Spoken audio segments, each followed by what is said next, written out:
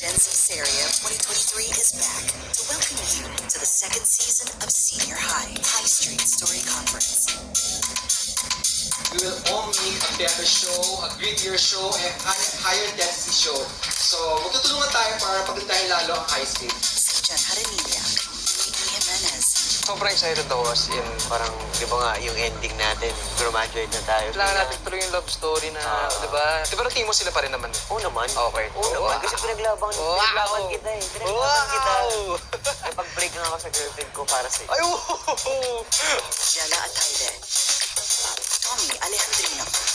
I want to know more about Tanya and Kenji, especially since we really weren't able to learn much about them in the first season. Excited ako malaman kung ano mangyari kay Kenji at kung sino siya. Kasi marami akong kilalang ganun. Kenji's nung high school, di ba? Minsan yung mga kung sino pa hindi pinapansin sa school nung high school, sila pa yung super nagiging successful when they're older. Eh, I like that. Cyril Manabat. Elijah Canlas. Anong feeling mo na may season 2 tayo? Overwhelmed, curious. Excited ako na panindigan ni Archie yung mga... Papanindigan mo ba? Yun ang tanong. Hindi, kahit ako, hindi ko alam. Mas mature, ayun. Merong motherly, fatherly instinct or figure or likes. Eh? Gerald Madrid. Angelique Bayani. Franz Rifon. Inka Magnaye. Paano kaya? Like, mas higher stakes ba to? I'm sure higher stakes kasi, di ba, malaki ng mga bata, gumraduate na. Kasi nung last time, di ba, puro sa school sila. Yes. Siguro, mas dadami yung mga scenes natin sa family, no? Yes, di ba? Excited akong malaman kung ano yung trabaho ko. For me naman, syempre si Roxy, di ba, na-preggy siya. As a mother na rin ba talaga siya? Galit ka ba ba sa? Di ba, hindi mo pa masyado matanggap si Ricky? Pagtanggap ko na siya, nag-evolve naman ako. Mon Confiado.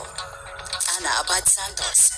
The whole story parang involves like a bigger picture. So I'm really excited about After that. kasi ng mga nangyari sa school, di ba? Oo. Ano na yung next Yes. level ng kanilang buhay. Tsaka kung bubugin.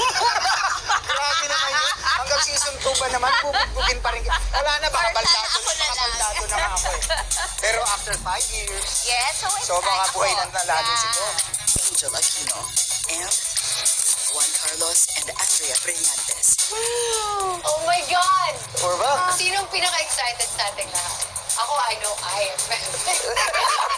Ako excited po ako, pero mixed emotions din siya kasi lagi kapag may part 2, of course, may pressure Yeah. To make it better. To make it better than the first and one, it needs yeah. to be as good or be better than the first one. Season 1 was wild. Yeah. It went to so... Grabe. Grabe yung season 1. Anong mga pasabog yung nakalaan? Direk, ano yung mangyayari sa season 2? Kwento ko na. Also, like with the character, I guess, parang ano kaya mangyayari dun sa characters natin? Ano magiging Ako story ng nabitin characters kasi ako sa character mo. So excited ako makita kung ano talaga yung personality ni Sky In the real world. nang walang trauma na. Better Engaged ka place. na! Pinakasalan ko kaya si Oo, paano na kaya si Brandon. Sino na nga?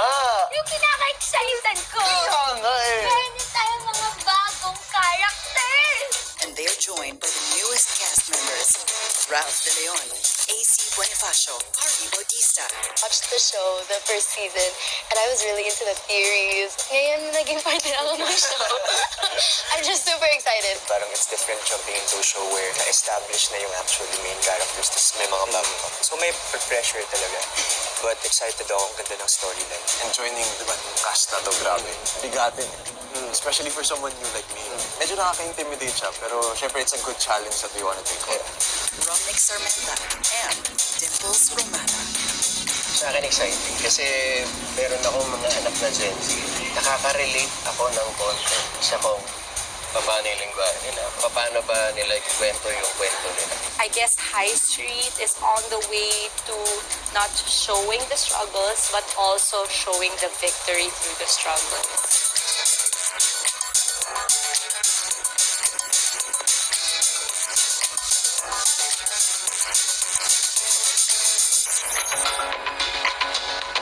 Directed by Ona Diaz and Nino Cayetano. I'm excited to be surprised.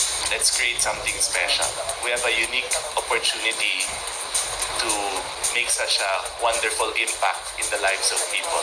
Deo told me early on, nung nakita niya yung promise ng show natin, that we created something special and something unique and something that's really impactful. Nasabi niya, gusto kong gawin itong ang continuing series franchise, and it was his dream.